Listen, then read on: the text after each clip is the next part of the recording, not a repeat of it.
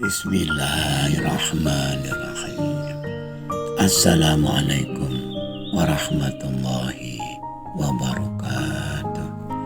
Wahai anak-anakku, murid-muridku yang senantiasa dirahmati oleh Allah Subhanahu wa Ta'ala, marilah kita lanjutkan pelajaran kita, ngaji belajar murid. Kali ini kita membahas mengenai ulama bukan pewaris kerasulan.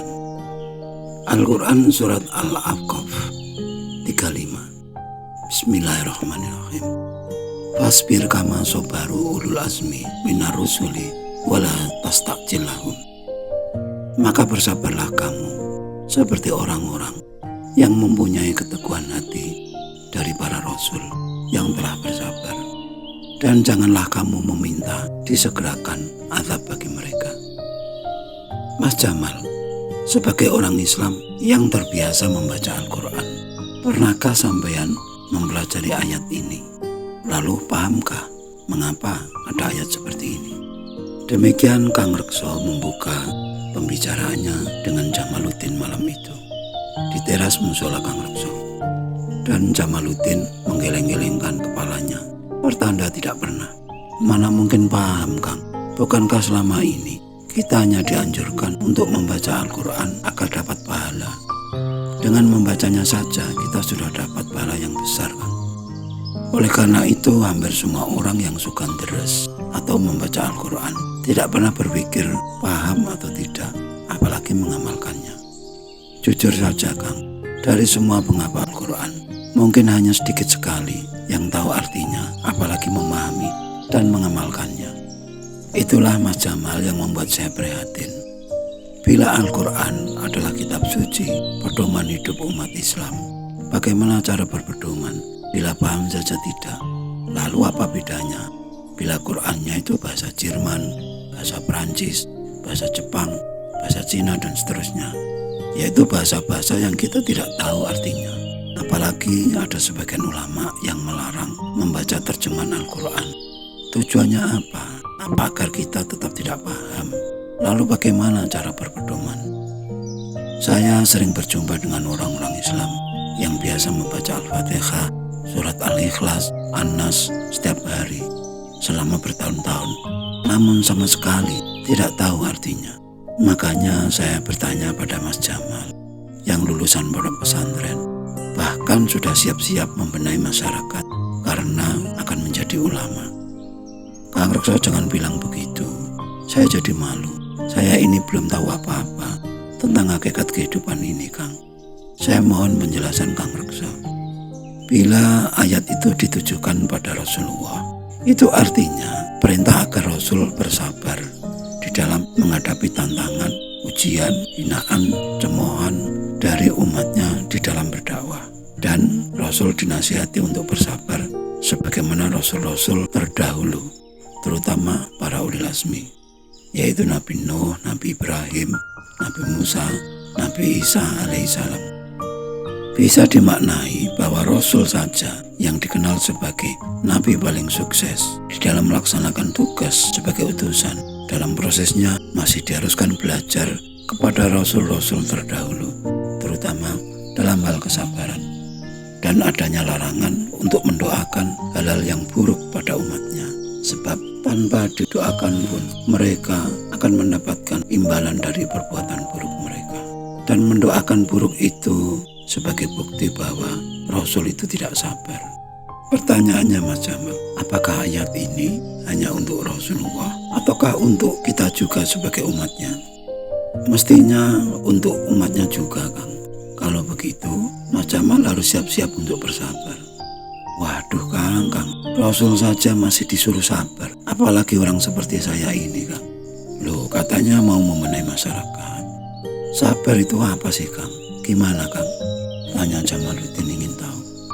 Rumus sabar ada di dalam surat Al-Baqarah 153. Innallaha ma'as-sabirin. Sesungguhnya Allah SWT bersama orang-orang yang sabar. Hanya dengan kesadaran bahwa hidup ini bersama Allah, kita bisa bersabar. Bila pisah dengan Allah, tidak mungkin kita sabar. Sebab sabar tidak sabar adalah urusan orang hidup. Dan itulah pentingnya kesadaran bahwa hidup itu adalah sifat Allah.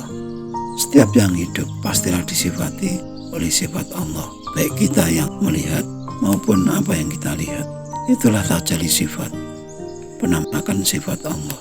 Dengan demikian, hilanglah perbedaan satu orang dengan orang yang lain, antara yang dicoba dengan yang mencoba, antara yang diuji dengan yang menguji. Dua-duanya adalah sama. Hanya bila kita di tingkat kesadaran seperti inilah, sabar itu bisa muncul pada diri kita. Waduh, aku jadi bingung, Kang. Apakah ada orang yang mencapai tingkatan seperti itu, Kang Rekso? Mas Jamal, ini bukan masalah ada atau tidak ada. Ini masalah seharusnya. Bukankah para rasul itu adalah teladan terbaik bagi kita? Meneladani rasul dengan meneladani ulama itu beda, Mas Jamal. Sebagaimana yang sering kita dengar, ulama adalah warasatul anbiya, pewaris kenabian, bukan warasatul mursalin, bukan pewaris kerasulan. Kita telah banyak dijelaskan oleh para ustadz, guru, pak yai, beda antara nabi dan rasul, yaitu dua-duanya sama-sama dapat hidayah dari Allah Subhanahu wa Ta'ala. Namun nabi tidak wajib menyampaikan, sedangkan rasul wajib menyampaikan. Sedangkan syarat kerasulan adalah memiliki sifat-sifat rasul, yaitu sidik, amanah, tabligh, fatonah, yang sering disimbolkan dengan sahabat rasul yang 4 itu, yaitu Abu Bakar, Umar, Utsman, dan Ali. Dan karena nabi tidak wajib menyampaikan, maka syarat kerasulan itu tidak harus ada pada seorang nabi. Rasul tidak boleh menyembunyikan hidayah dari Allah. Baligh ma unzila mir rabbik, sampaikan apa yang diturunkan dari Tuhanmu. Ini berarti yang bukan dari Tuhan tidak boleh disampaikan. Harus semata-mata wahyu dari ilahi. Tidak boleh hanya inisiatif sendiri. Bila kita hanya meneladani ulama, belum tentu terjamin kebenarannya. Contohnya adalah banyak fatwa-fatwa ulama yang jadi kontroversi atau pertentangan di masyarakat. Contohnya adalah rokok itu haram, golput itu haram, dan seterusnya. Dalam kondisi sekarang amatlah sulit membedakan mana yang ulama dan mana yang bukan.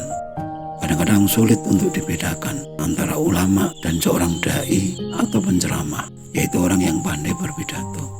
Mas Jamal, sungguh tanggung bila kita hanya mengidolakan ulama, sementara kita mengenal para nabi dan rasul. Bila kita memang sering mengikuti sejarah para rasul, maka tak ada rasul yang memiliki pengikut yang sangat banyak, apalagi mayoritas di antara para umat. Hampir setiap rasul pasti mengalami penolakan dari umatnya, sehingga banyak ayat yang turun yang mengharuskan rasul untuk bersabar di dalam menjalankan misinya. Sedangkan ulama, terutama ulama yang dianggap tenar dan besar, bisa memiliki pengikut ribuan, bahkan mungkin ratusan ribu. Sesuatu yang bertolak belakang dengan yang dialami oleh para rasul.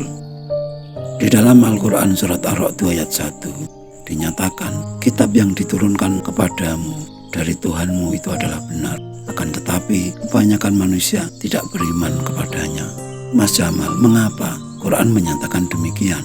Mengapa ulama bisa memiliki umat atau pengikut yang begitu banyak, sedangkan rasul itu tidak bisa? Mengapa para rasul itu bermandikan fitnahan, sedangkan ulama itu banyak yang bermandikan pujian? Jarang sekali ulama terkena fitnahan. Jika ulama itu terkena fitnahan, pastilah urusan perilaku, bukan urusan apa yang diajarkannya. Seorang rasul dilarang mendoakan umatnya memperoleh azab, sebab bila hal itu dilakukan, itu menjadi bukti bahwa rasul telah kehilangan kesabarannya. Mas Jamal, bila suatu saat menjadi ulama, dan ulama adalah pewaris nabi, bukan pewaris rasul, berarti tidak ada keharusan untuk menyampaikan. Dan sedangkan menjalankan fungsi kerasulan harus punya sifat-sifat rasul atau penyampai, dan siap dengan risiko-risiko sebagaimana para rasul, sebab selalu ditolak dan dimusuhi umatnya. Tidak ada sejarahnya rasul menginginkan menjadi rasul. Tidak ada cita-cita orang ingin menjadi rasul. Namun orang yang bercita-cita menjadi ulama banyak sekali, terutama mereka-mereka yang memiliki pondok pesantren. Mengapa ada orang yang bercita-cita menjadi ulama, sedangkan ingin menjadi rasul itu tidak ada? Kalau begitu Kang, bagaimana dengan orang seperti saya yang terlanjur diprogram menjadi ulama oleh orang tua saya? Begini Mas Jamal, jangan khawatir. Tidak ada sesuatu yang sia-sia Mas Jamal. Yang penting Mas Jamal jangan agresif, jangan ambisius, jangan terlalu banyak rencana. Pasif tapi siap. Mungkin itulah kalimat yang tepat. Bila memang tidak ada yang membutuhkan, Mas Jamal diam saja. Namun setiap saat bila dibutuhkan harus siap. Sekali lagi jangan ambisi. Bila hanya diminta berdoa, ya cukup berdoa saja. Bila diminta ceramah, ya cukup ceramah saja. Jangan suka merangkap-rangkap acara. Hindari jauh-jauh perasaan bahwa Kang Jamal itu sangat dibutuhkan lantaran lulusan pondok pesantren. Agar terhindar kesan sok benar, sok pintar. Ingatlah Mas Jamal, ilmu itu amanah dari Tuhan. Hanya boleh disampaikan kepada yang membutuhkan. Ibarat penjual menunggu pembeli, baru dapat melayani. Dan kepuasan pembeli adalah segala-galanya. Keluhan-keluhan pembeli adalah pengingat agar kita mau dan mampu koreksi diri, agar dapat maju lebih baik dan lebih baik dalam melayani. Sekali lagi Mas Jamal, tidak ada takdir yang salah.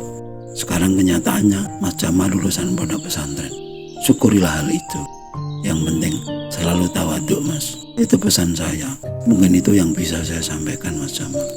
Terima kasih Kang Rekso. Mohon doa restu. Sekian dulu wajangan yang mohon maaf atas segala kekurangan. Semoga selalu bermanfaat. Dan marilah berdoa bersama. Ya Allah, mudahkanlah jalan pengabdian kami kepadamu. Amin. Amin. Amin. Ya Rabbal Alamin. Wassalamualaikum